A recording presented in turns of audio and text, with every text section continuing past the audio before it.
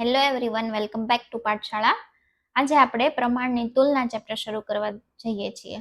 ગયા વીકમાં આપણે 3 થી 4 લેક્ચર શ્રેણીના લીધા, એટલે બહુ શ્રેણી થઈ ગયું. ઘણી પ્રેક્ટિસ કરી. આઈ હોપ કે તમે તે ઘરે ઘણી પ્રેક્ટિસ કરી હશે. હવે આપણે પ્રમાણની તુલના આજથી શીખીએ. ઓકે, હવે પ્રમાણની તુલના એ શું છે, કઈ રીતના ક્વેશ્ચન હોય છે, હું તમને પહેલા કહું. ઓકે, તમને એવું કીધું હશે કે એ બી કરતા ઊંચો છે. ઓકે, તો તમારે શું કે એ બી કરતા ઊંચો છે, તો એ છે ને એ ઊંચો છે ને બી નીચો છે. તો તમારે આવી નિશાનીએ દર્શાવવાનું. આગળ કરો તો આગળ અને આ પાછળ. મોટો છે તો આ મોટો અને આ સાઈડ નાનો. ઓકે, એ રીતે આપણે દર્શાવવાનું હોય છે. આ રીતથી કરશો તો ઈઝી પડશે તમને લોકોને. ઓકે, બરોબર. એ બી કરતા ઊંચો છે. બી કરતા ઊંચો છે કોણ? તો કે એ. એટલે એ ઊંચો છે, બી નીચો છે, એટલે એ આપણે મોટાની સાઈડ રાખ્યું, આ નાનાની સાઈડ. ઓકે, પછી આગળ તમને એમ કીધું હોય કે ડી એ સી કરતા ઊંચો છે, પરંતુ બી કરતા નીચો છે. તો શું કે છે? ડી એ સી કરતા ઊંચો છે. તો કે સી કરતા ઊંચો કોણ છે? તો કે ડી. સી કરતા ઊંચો કોણ છે? તો કે ડી. પરંતુ બી કરતા નીચો છે. બી કરતા નીચો કોની વાત કરે છે? હજી ડી ની જ વાત કરે છે. કે ડી છે એ સી કરતા ઊંચો છે, પણ બી કરતા નીચો છે. તો બી કરતા નીચો છે. તો આ બી પછી ડી ને સી આવે તો તમે અહીંયાથી લખી શકો કે અહીંયા ડી અને પછી સી. હવે તમને એમ પૂછે તો સૌથી નીચું કોણ છે? આ જે મોટી સાઈડ થઈ એટલે આ સૌથી ઊંચું વાળું હોય. ઓકે, અને આ સાઈડ આજે નાની થયું એટલે આ સૌથી નીચું વાળું. તો સૌથી નીચું કોણ થાય? તો કે સી. આનો આન્સર થાય કે સૌથી નીચું કોણ છે? તો કે સી છે એ સૌથી નીચે છે. આવી રીતના ક્વેશ્ચન તમને પૂછ્યા હોય. હવે એવું પૂછ્યું હોય, હવે આ છે ને ઉંમર ઉપર હોય કે આની ઉંમર આની કરતા નાની છે, આની ઉંમર આની કરતા મોટી છે. ઊંચાઈથી પૂછ્યું હોય કે આનાથી એટલો ઊંચો છે, આનાથી એટલો નીચો છે. એવી રીતે તમને પૂછીએ કે ઉપર નીચેનો પૂછીએ. કેમ પૂછે? એમ કે તમને કે એ બી કરતા ઉપર છે. ઓકે, તો એ છે એ બી કરતા ઉપર છે. આ ઉપરની સાઈડ થયું, આ નીચેની સાઈડ થયું. આમ તમે લખવાનું, આ જે મોટો ભાગ આવે એટલે એ ઉપરની સાઈડ, આ જે આટલું નાનો ભાગ આવે એ છે નીચેની સાઈડ. ઓકે, તમે એવી રીતે કરી શકો કે બી કરતા ઉપર છે તો બી અહીંયા ને એ અહીંયા. પણ તમે એક જ સિસ્ટમ રાખશો ને તો તમારે ક્વેશ્ચન વધારે જલ્દી સોલ્વ થાય.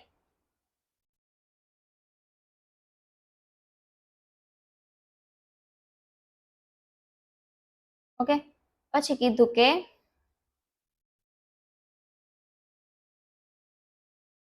બી કરતા એક સેકન્ડ,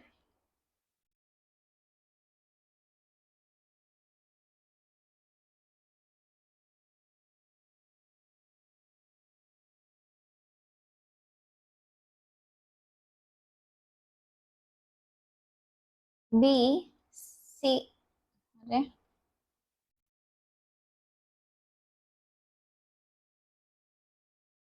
લખણ બી સી કરતા નીચે છે. ઓકે, તો સી કરતા નીચે કોણ છે? તો કે બી. તો આવી રીતે થશે, સી ઉપર થયો અને બી નીચે થયો.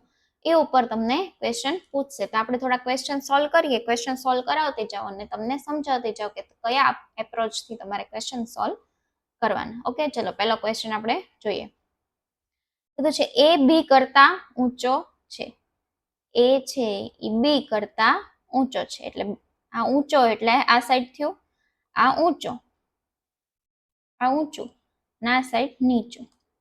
ઓકે, આમ કરો, આ સાઈડ ઊંચું અને આ સાઈડ નીચું. ઓકે, સી એ કરતા ઊંચો છે. એ કરતા ઊંચો કોણ છે? તો કે સી. તો અહીંયા આગળ લખવું પડશે આપણે. ઓકે, ડી સી કરતા ઊંચો છે. સી કરતા ઊંચો હજી કોણ છે? તો કે ડી. ઈ બધામાં સૌથી ઊંચો છે. એક સેકન્ડ, આ સાઈડ લખી નાખું.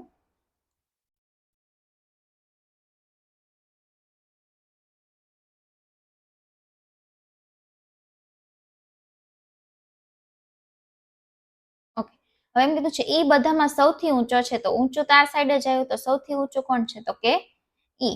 એમ કીધું છે તો વચ્ચે કોણ બેઠું છે? તો ટોટલ કેટલા છે? 5. આ સાઈડ 2 અને આ સાઈડ 2, તો વચ્ચે કોણ છે? તો કે સી આપણો આન્સર થશે. સૌથી વચ્ચે કોણ બેઠું છે? તો કે સી. એમ પૂછાય કે સૌથી નીચું કોણ છે? તો કોણ થાય તમારો? બી. સૌથી ઊંચું કોણ થાય? તો કે ઈ. પછી એમ કે બીજા નંબર નું ઊંચું કોણ છે? તો કે ડી. એવી રીતે અલગ અલગ ક્વેશ્ચન તમને પૂછે. આપણે અહીંયા એમ કીધું છે કે વચ્ચે કોણ બેઠું છે? તો વચ્ચે કોણ છે? સી. ઓકે, નેક્સ્ટ જોઈએ કે 5 પુસ્તકો ગોઠવાયેલા છે. ઈ એની ઉપર છે. એની ઉપર કોણ છે? તો કે ઈ. આ સાઈડ કોણ થયું? ઉપર. આ સાઈડ કોણ થયું? નીચે. ઓકે, સી બી ની નીચે છે.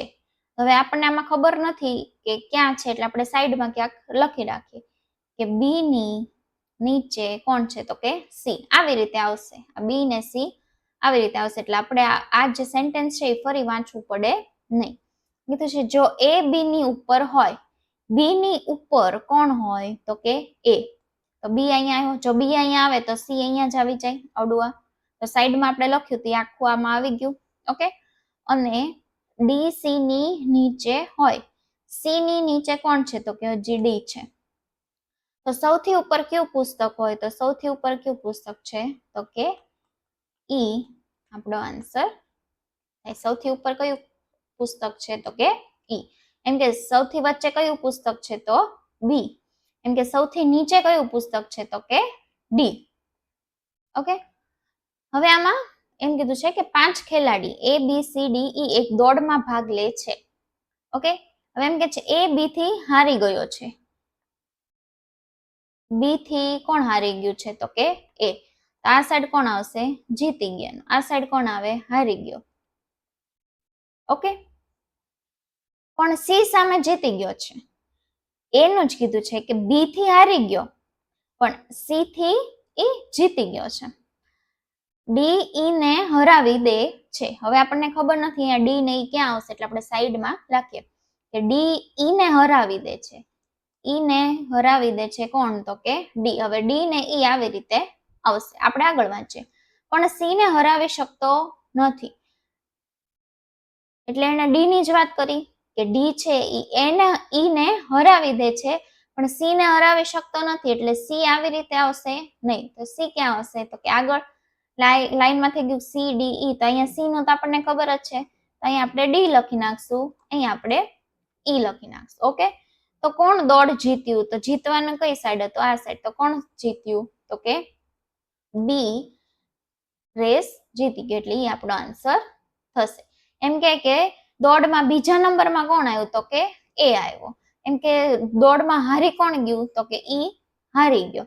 એવી રીતે અલગ અલગ ક્વેશ્ચન તમને પૂછીએ. કે હજી એક ક્વેશ્ચન કરાવું, પછી તમે જાતે સોલ્વ કરજો. કે જક્ષ તેના વર્ગમાં હિયાન કરતા નીચો છે.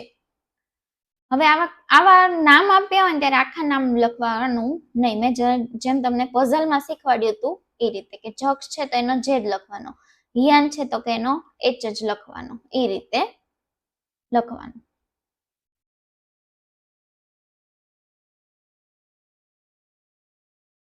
ઓકે, એમ કીધું છે કે જક્ષ તેના વર્ગમાં હિયાન કરતા નીચો છે. હિયાન કરતા નીચો છે કોણ? જક્ષ. એટલે આ સાઈડ ઊંચો, આ સાઈડ નીચો. ઓકે, પણ કવિશ કરતા ઊંચો છે. જક્ષની જ વાત કરે છે કે તેના વર્ગમાં હિયાન કરતા એ નીચો છે, પણ કવિશ કરતા ઈ ઊંચો છે. ઓકે, પછી કીધું છે કે કવિશ કહન કરતા ઊંચો છે. જો આ કે આવ્યો એટલે આની બાજુમાં આપણે લખી નાખવાનું કે એ ને વી એટલે કવિશનું મને ખબર પડે. શું કીધું છે કે કવિશ કહન કરતા નીચે છે.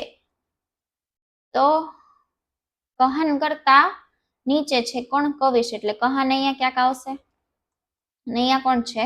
કવિશ.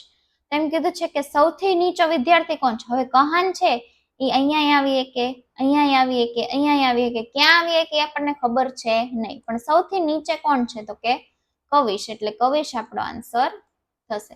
સૌથી નીચેનું મને ખબર પડી ગઈ. કહાનની હજી આપણને હજી કહાનનું છે એની આપણને હજી ખબર નથી કે એ ક્યાં લાઈનમાં આવશે, પણ કવિશનું મને કન્ફર્મ થઈ ગયું કે ગમે ત્યાં આવશે તો એ સૌથી નીચો તે. ઓકે, ચલો નેક્સ્ટ હવે તમે ટ્રાય કરો.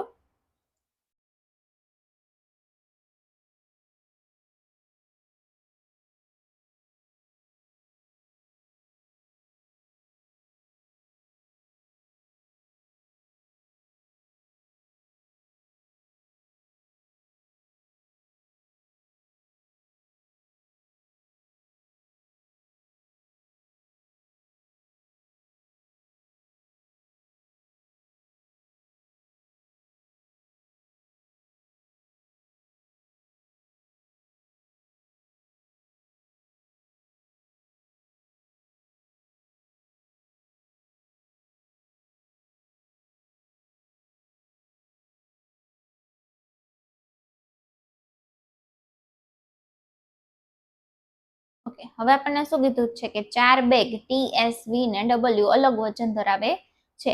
ટી એ ફક્ત એસ થી ઓછું વજન ધરાવે છે. હવે 4 બેગ હશે. ઓકે, તો સૌથી વધુ વજન વાળો આ સાઈડ ને સૌથી ઓછું વજન વાળો આ સાઈડ. બરોબર, એમ કીધું છે ટી એ ફક્ત એસ થી જ ઓછું વજન ધરાવે છે. શું કહે છે? એસ થી જ ખાલી ઓછું વજન ધરાવે છે ટી, બાકી બધાથી વધારે વજન ધરાવે છે. એસ થી ઓછું વજન ધરાવે છે, બાકી બધાથી તે વધારે વજન ધરાવે છે. તો કે એસ અહીંયા આવશે અને ટી અહીંયા આવશે. ઓકે, સમજાણો તમને? ફરી એકવાર સમજાવું. તમને શું કીધું છે કે ટી એ ફક્ત એસ થી ઓછું વજન ધરાવે છે. પેલા આપણે આ કાઢ નાખીએ, ફક્ત વાળું કાઢ નાખીએ. તો તમને શું કીધું કે એસ થી ઓછું વજન ધરાવે છે. એસ થી ઓછું વજન ધરાવે છે ટી. ઓકે, એટલી તમને ખબર પડી ગઈ. ઓકે, એમ કીધું છે કે ટી એ ફક્ત એસ થી જ ઓછું વજન, ખાલી એસ થી જ ઓછું વજન ધરાવે છે, બાકી બધાથી વધારે વજન ધરાવે છે. તો એસ ને ટી ની આગળ કોઈ આવશે નહીં, તો એસ ને ટી અહીંયા જ આવશે. ઓકે, સમજાણું? આગળ વાંચીએ કે વી એ ડબલ્યુ થી ઓછું વજન ધરાવે છે. વી છે એ ડબલ્યુ થી ઓછું વજન ધરાવે છે. તો કે વી. હવે બે જગ્યાએ અહીંયા જ ખાલી છે એટલે આપણે અહીંયા લખી નાખીએ. એટલે આપણું આખું સિક્વન્સ ઓકે થઈ ગઈ. એસ, ટી, ડબલ્યુ અને વી, જેમાં એસ છે એ સૌથી વધુ વજન ધરાવે છે અને વી છે એ સૌથી ઓછું વજન ધરાવે છે. તો આ બેગમાં સૌથી ઓછો વજન કોણ ધરાવે છે? તો કે સૌથી ઓછો કોણ ધરાવે છે? તો કે વી. એ આપણો આન્સર થશે. ઓકે, એમ કીધું સૌથી વધુ વજન કોણ ધરાવે છે? તો કે એસ સૌથી વધુ વજન ધરાવે છે. એમ કે બીજા નંબરનું સૌથી ઓછું વજન ધરાવતો વ્યક્તિ કોણ છે? તો બેગ કયું છે? તો કે ડબલ્યુ થાય. ઓકે, ચલો નેક્સ્ટ ટ્રાય કરો.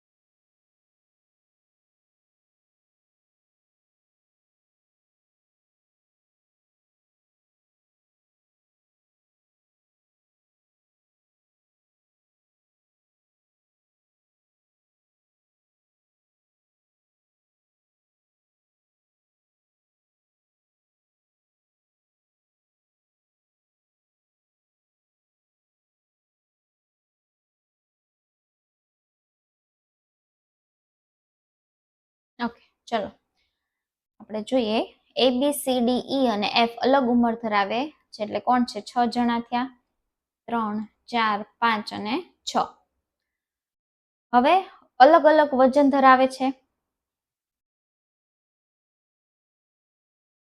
તો વધુ વજન વાળો આ સાઈડ હશે ઓકે અચ્છા સોરી ઉંમર ધરાવે છે વજન નહીં તો સૌથી મોટો આ સાઈડ અને સૌથી નાનો આ સાઈડ ઓકે હવે કીધું છે એ માત્ર ડી કરતા નાનો છે આ એ માત્ર એ છોડી દઈએ આપણે પેલા એટલું વાંચો કે ડી કરતા નાનો છે એ તો ડી કરતા આ સાઈડ લખો એક સેકન્ડ ડી કરતા નાનો કોણ છે એ હવે આપણે વાંચીએ એ માત્ર ડી કરતા જ નાનો છે ખાલી ડી કરતા જ નાનો છે બાકી બધાથી તો મોટો જ છે એટલે પહેલા જેવું જ થયું ડી અહીંયા આવશે અને એ અહીંયા આવશે ઓકે આગળ વાંચીએ સી કરતા 3 લોકો નાના છે 1 2 અને 3 લોકો નાના છે તો સી અહીંયા જ આવશે સી કરતા 3 નાના છે તો એક નાનું આ બીજું નાનું ત્રીજું નાનું ઓકે એફ એ ઈ કરતા નાનો છે હવે આપણે લખીએ કે એફ છે ઈ કરતા નાનો છે હવે આ 3 માંથી ક્યાં આવશે એ હજી આપણને ખબર છે ને એની માટે આપણે આગળ વાંચવું પડશે ઓકે પછી કીધું છે એફ સૌથી નાનો નથી એટલે એફ અહીંયા આવશે નહીં સૌથી નાનો નથી તો ઈ ને એફ અહીંયા જ આવે અને હવે બાકી કયું રહ્યું તો કે બી તો બી અહીંયા આવી જશે તો હવે આપણને સિક્વન્સ મળી ગઈ કે D A C E F અને બી હવે આપણને પૂછે સૌથી નાનો કોણ છે તો સૌથી નાનો કોણ છે તો કે બી સૌથી નાનો છે ઓકે નેક્સ્ટ ક્વેશ્ચન છે કે જો ઈ ની ઉંમર 16 વર્ષ હોય તો બી ની ઉંમર કેટલી D A C E F B D A C E F અને બી ઓકે ઓકે હવે કીધું છે ઈ ની ઉંમર 16 વર્ષ હોય એમ કીધું ઈ ની ઉંમર છે એ 16 વર્ષ છે તો એફ ની ઉંમર ગોતો તો હવે છે ઈ થી નાનો છે બી આ સાઈડ છે એટલે નાનો હોય આ નાનાની સાઈડ છે આ મોટાની સાઈડ છે ઈ થી આ સાઈડ જોઈએ તો બધા મોટા અને ઈ થી આ સાઈડ જોઈએ નાનાની સાઈડ તો બધા નાના હોય એટલે 16 થી ઉંમરમાં બી નાનો હોય એટલે ઓપ્શનમાં 16 થી નાનો ઉંમરનું જોવાનું 18 નો આવે 17 નો આવે 19 નો આવે એટલે 12 તમારો આન્સર થાય ઓકે ઈ કરતા કેટલા વ્યક્તિ નાના છે તો કે ઈ કરતા નાના વ્યક્તિ કેટલા છે તો કે એફ અને બી તો કે 2 નાના છે 2 જણા એનાથી નાના છે તો 2 તમારો આન્સર થાય ઓકે નેક્સ્ટ ટ્રાય કરો તમે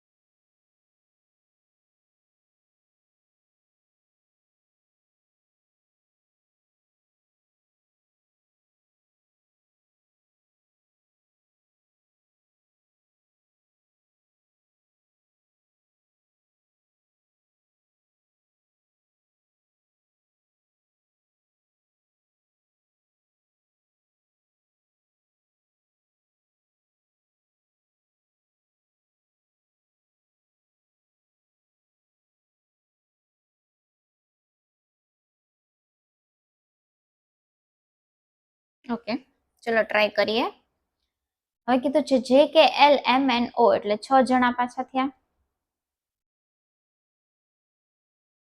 ઓકે, નિશાની તો આ સેમ જ આવશે. ઓકે, આગળ વાંચે. પરીક્ષામાં અલગ માર્ક્સ લાવે છે.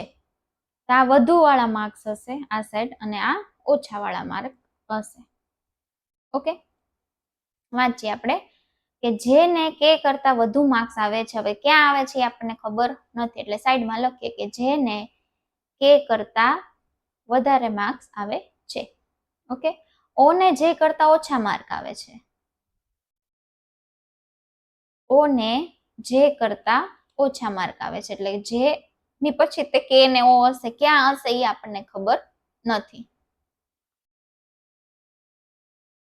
આગળ વાંચીએ. એન ને જે કરતા વધુ માર્ક્સ આવે છે. તો એન આગળ હશે અને જે પછી જે કરતા વધુ એટલે એન વધુ સાઈડ, જે ઓછાની સાઈડ. ઓકે, જે કરતા વધુ માર્ક્સ આવે છે પણ તેને સૌથી વધુ માર્ક્સ નથી મળતા એટલે એન અહીંયા આવશે નહીં. હવે ક્યાં આવશે આપણને ખબર નથી હજી. આગળ વાંચીએ. કે ને ઓ કરતા ઓછા માર્ક્સ આવે છે. કે ને ઓ કરતા ઓછા માર્ક આવે છે એટલે ઓ પછી કે આવશે. ઓ વધુ માર્ક છે એટલે ઓ આગળ અને કે પાછળ. આમાં તમે જોયું કે વધુ આગળ અને ઓછા પાછળ. આ નિશાનીથી જેટલા આગળ હોય એ વધુ વાળા, નિશાનીથી ઓછા પાછળ હોય એ ઓછા વાળા. ઓકે, પણ તેને સૌથી ઓછા માર્ક્સ નથી આવતા એટલે કોની? હજી કે ની જ વાત કરે છે કે કે ને ઓ કરતા ઓછા માર્ક્સ આવે છે પણ તેને સૌથી ઓછા માર્ક આવતા નથી એટલે કે અહીંયા આવશે નહીં. હવે વચ્ચે જગ્યા કેટલી બાકી રહી તમે જુઓ. આપણે આ કે કાઢી નાખવું અને એન કાઢી નાખવું તો વચ્ચે જગ્યા કેટલી બાકી રહી? 1 2 3 અને 4. તો એન જે ઓ ને કે 4 જણા બાકી રહ્યા. અહીંયા વચ્ચે જ આવશે. આટલું સાથે જ આવશે. એન જે ઓ અને કે આ જ્યાં લખો ત્યાં સાથે જ આવે. બરોબર, હવે જો તમે અહીંથી લખો તો કે એન પછી જે પછી ઓ લખો ને પછી કે લખો તો તમે જો અહીંયા એન આવતું નથી એટલે આવી રીતે આવશે નહીં. ઓકે, હવે તમે અહીંથી લખો તો કે અહીંયા તમે કે લખો પછી ઓ લખો પછી જે લખો પછી એન લખો તો અહીંયા તે કે આવતું નથી એટલે વચ્ચે જ આવશે. અહીંયા એન પછી જે પછી ઓ અને પછી કે. ઓકે, હવે કોણ બાકી રહ્યું? જે કે એલ બાકી, એમ અને એમ બાકી. હવે એનું આપણને ખબર નથી. એલ અને એમ અહીંયા આવીએ કે અને એલ અને એમ માં અહીંયા આવીએ કે ક્યાં કોણ આવશે એ આપણને ખબર છે નહીં. એ પોસિબિલિટી આવે છે. હવે આગળ ક્વેશ્ચન આપણે સોલ્વ કરીએ.